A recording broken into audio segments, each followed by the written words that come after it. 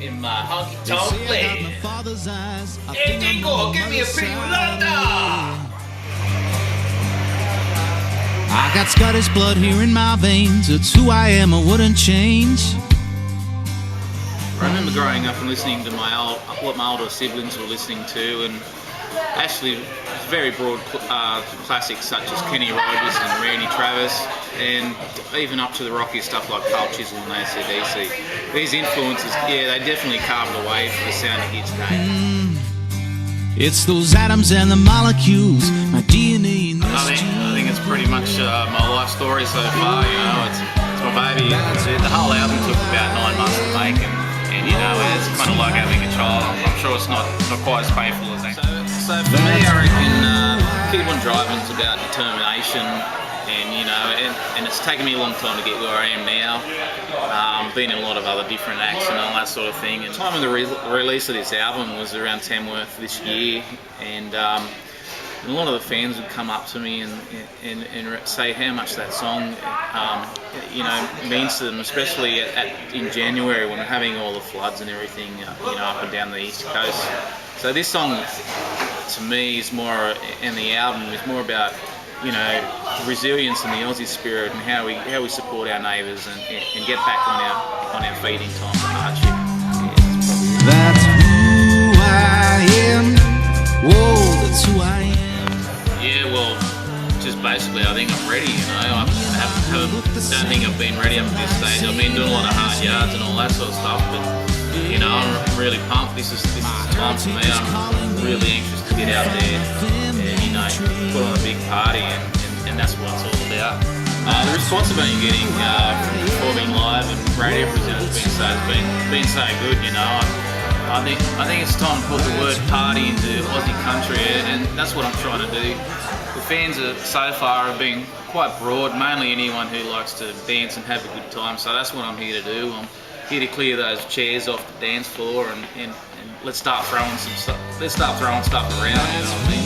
I am. Whoa, that's who I am. It's written in stone. It's in everything I own. Oh yeah. So that's why I write songs that are pretty uplifting, you know, and just fun. And you've got a real clear message.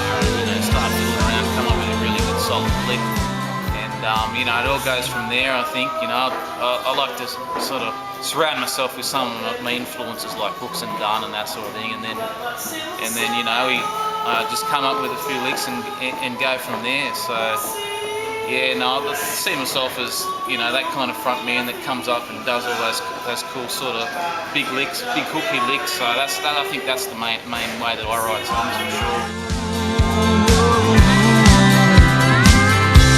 As I said, I come from like a punk rock background.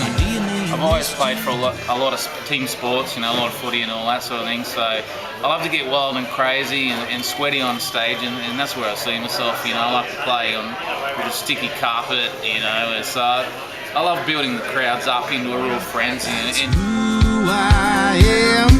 Whoa, that's who I am. There's been so many over the years. You know, I guess you got people like Garth Brooks, Steve Earle, and you know, Carl Chisel, and Jimmy Barnes and all that, so that's definitely paved the way. And you know, at gigs and that, you know, get a few people coming up saying, "Oh, geez, you really sound like Jimmy Barnes or something." You got that whole style and that. But you know, they're the guys for me that I think that have really paved the way. And Oh, that's who I am. mate, you can't come in here. That's who I am. Yeah, that's who I am. I really got my first sort of boost when I performed at a school, father and son, at a competition, and I won it. So that's what got me started, and I haven't looked back since. But you know, it's funny when people come up and you tell them that you're a full-time musician, and they go, "Oh, you poor thing, you know, it must be tough out there." But you know, I think what's tougher, you know, like I'd rather be doing this and, you know, digging a hole or something. So people say it's hard work. It's not hard work because I love it. So, you know. If I had to pick a song, I wouldn't be able to. I'd probably pick two. You know, first one one being Rawsonville Road. That's close to my heart. Everything's true in that, actually, even down to kissing my wife in the old woolshed. You know, the other one would be Keep On Drivin. That one is just pretty much sums up and represents everything that I stand for.